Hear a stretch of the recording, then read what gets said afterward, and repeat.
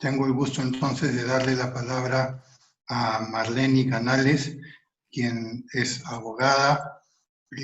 Marlene, expresidenta del Consejo Consultivo de Pueblos Indígenas de la Comunidad Andina CCPICAN, y es asesora de FENAMAT, que es la Federación Nativa del Río Madre de Dios y Afluentes.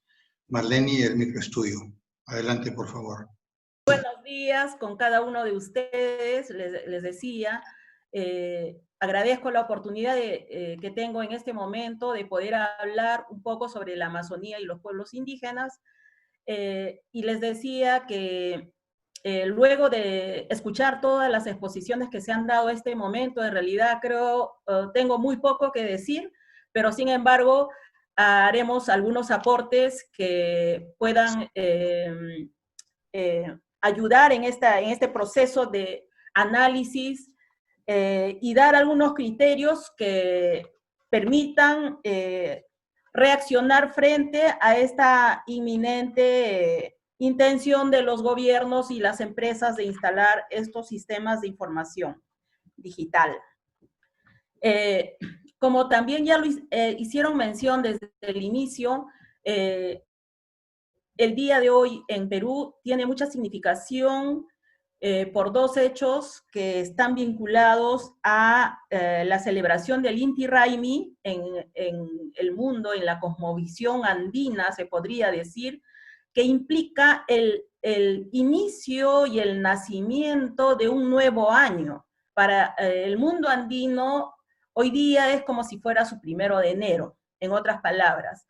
Entonces se celebra el Wawa Inti Raymi, que es el niño sol que está surgiendo para que en este nuevo año que se avecina pueda dar como Dios la fertilidad de los campos y agradecer también por las cosechas que ya se han recibido en esta temporada, que ya se supone se alcanzó las cosechas de los productos básicos del mundo andino. En el mundo amazónico, en la cosmovisión indígena amazónico, vamos a encontrar lo que ya Hugo lo ha referido, esa aproximación a la naturaleza, el contacto con los elementos básicos que son el fuego, el agua, la tierra, los bosques, que constituyen el sustento de la vida del poblador amazónico.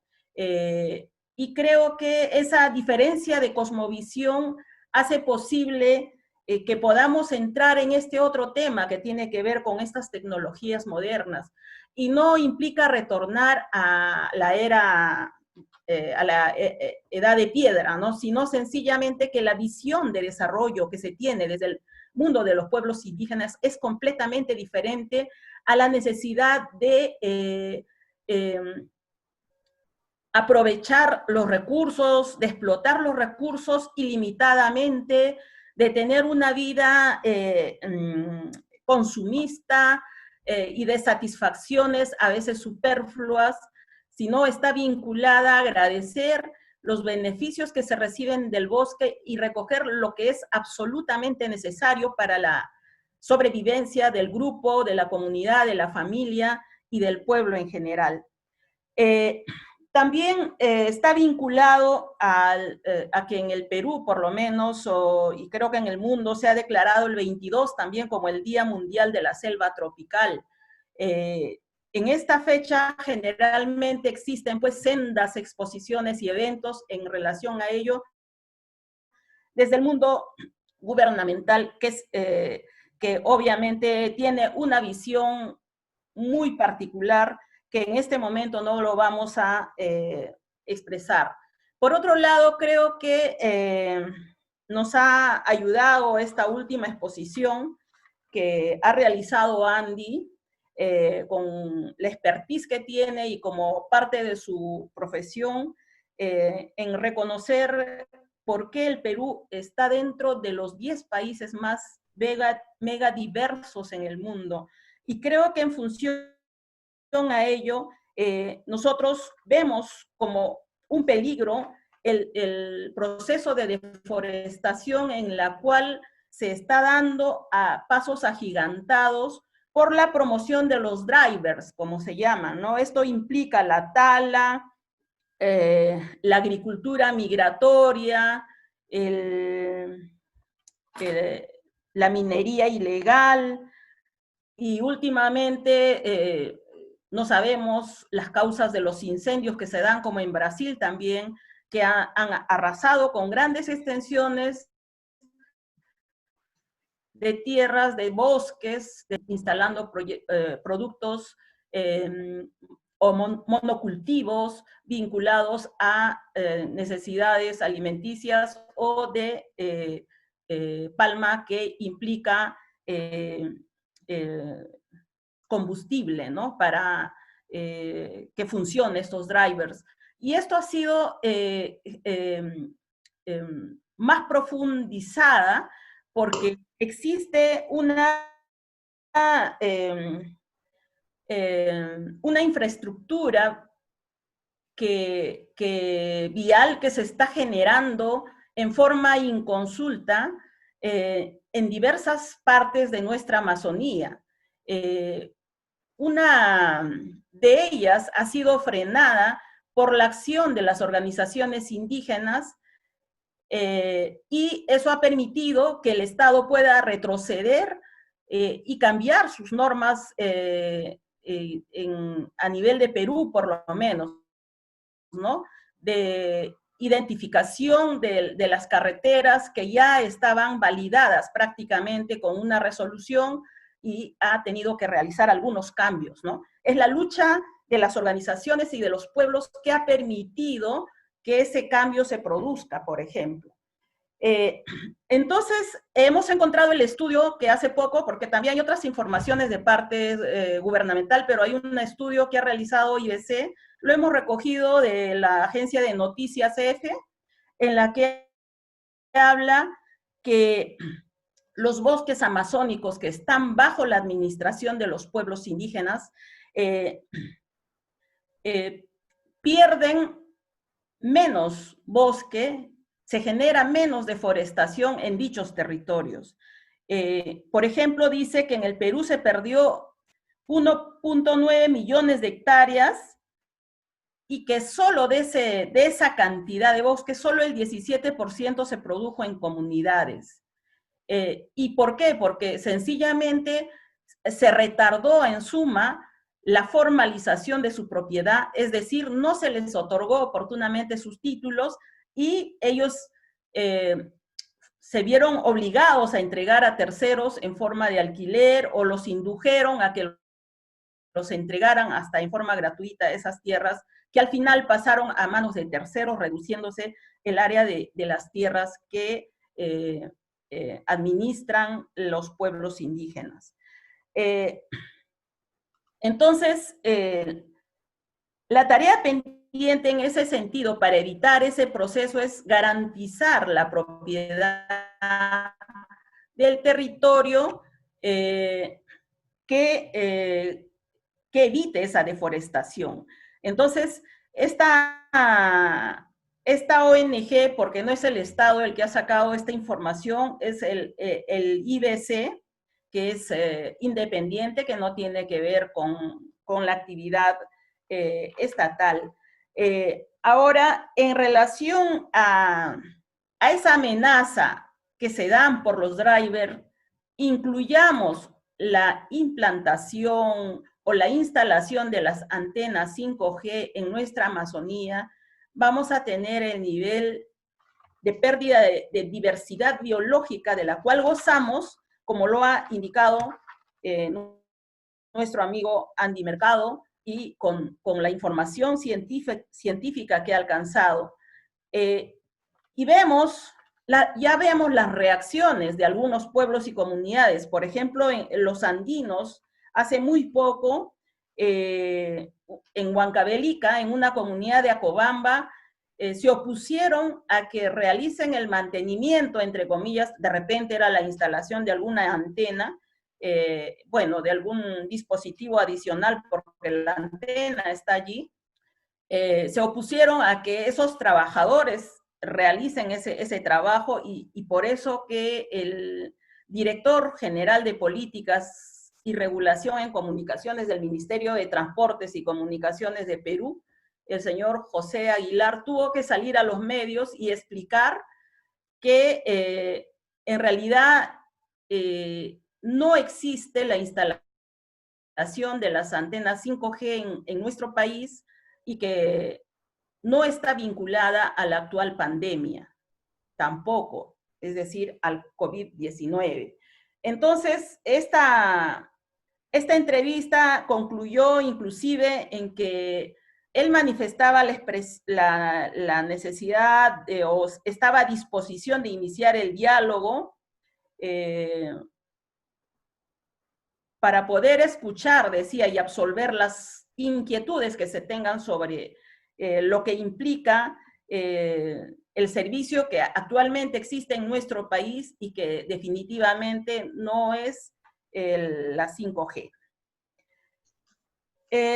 Entonces, encontramos ya, no puedo perder un poco el hecho de ser abogada también, y he hecho algunos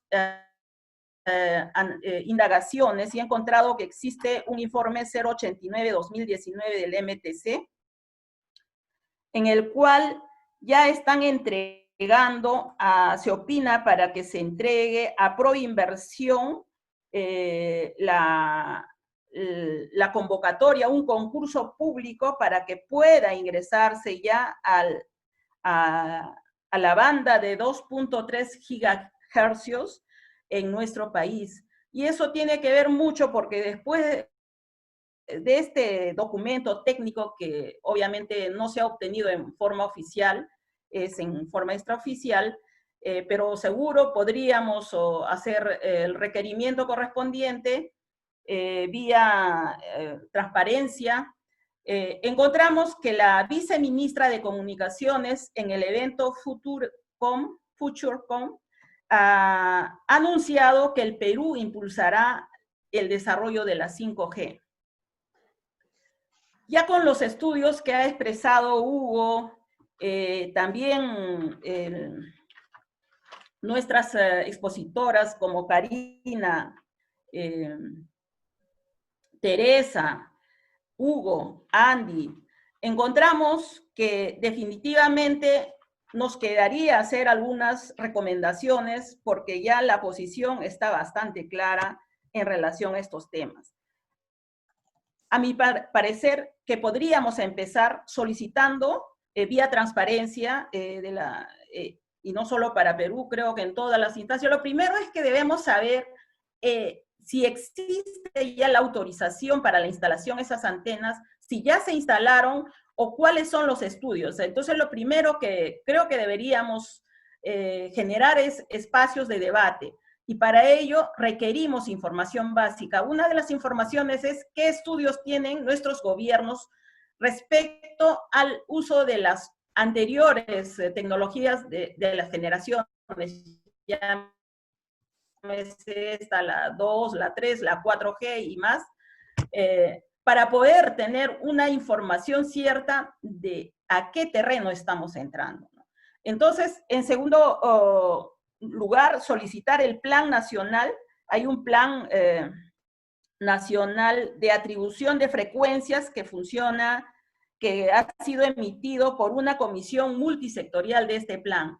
Entonces, deberíamos tener una información cierta respecto a cuál es el nivel de frecuencia que está aprobado en cada uno de nuestros países. Después, también deberíamos requerir, por la misma vía, los acuerdos de la comisión multisectorial de este plan nacional. Por otro lado, hay universidades, institutos técnicos y científicos que realizan la evaluación de las frecuencias no ionizantes. Sería oportunidad también de solicitar una información o solicitar que realicen las investigaciones del caso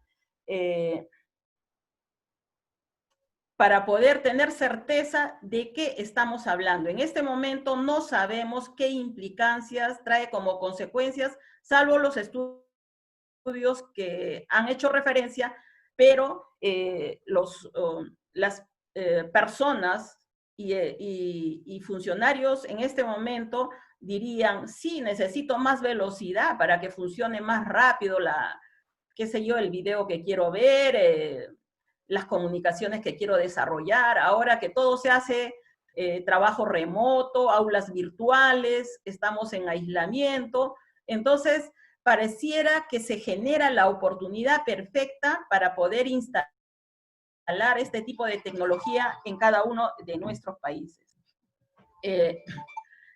Entonces, eso por un lado, y allí también enviar las alertas a los parlamentos o a los congresos nacionales en los diversos países, implicando a los congresistas que tengan sensibilidad sobre el tema para poder hacer indagaciones, investigaciones, recopilar información para tener una posición en la oportunidad que salga a debate toda esta situación.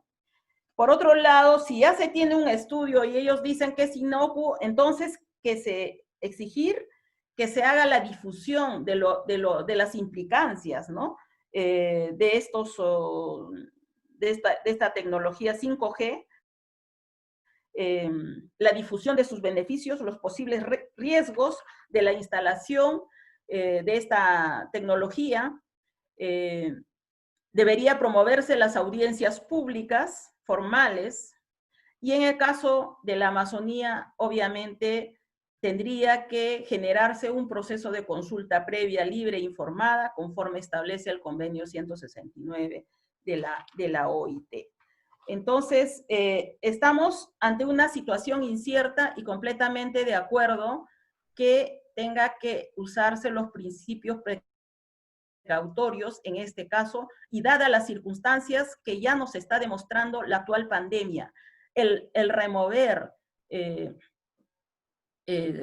la fauna silvestre de su hábitat y realizar ese tipo de acciones no solamente abonan para los efectos del cambio climático, sino para situaciones como la que estamos viviendo. Y creo que a partir de esta situación tenemos que pensar en cómo tenemos que transitar para adelante. No puede vivirse en las mismas condiciones en las que hemos estado abordando todo este tiempo.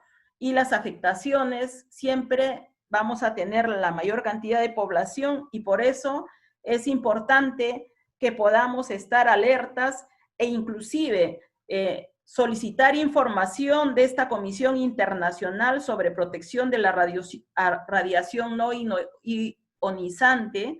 También de repente enviar una comunicación a los organismos internacionales que tienen que ver con este tipo de tecnologías y los derechos humanos, a efectos de que se pueda iniciar un proceso de investigación y de estudios antes de la instalación generalizada en los países. Finalmente, también encontré una información respecto a Brasil. Al parecer, la empresa mayoritaria ahí, como es claro, dada la situación actual, ha visto muy complicado instalar la cantidad de antenas para que en todo Brasil pueda tenerse esa tecnología. Pero sin embargo, eso no nos garantiza en absoluto que esto no pueda suceder. Y creo que es la oportunidad de que la academia, los científicos, la sociedad civil, las organizaciones, podamos articularnos para poder exigir a nuestros gobiernos que se desarrollen estos procesos previos y evitar que las imposiciones de las corporaciones internacionales puedan doblegar y fácilmente ingresar en nuestras vidas. Esa sería mi apreciación al respecto, y les agradezco la oportunidad. Gracias, Marlene.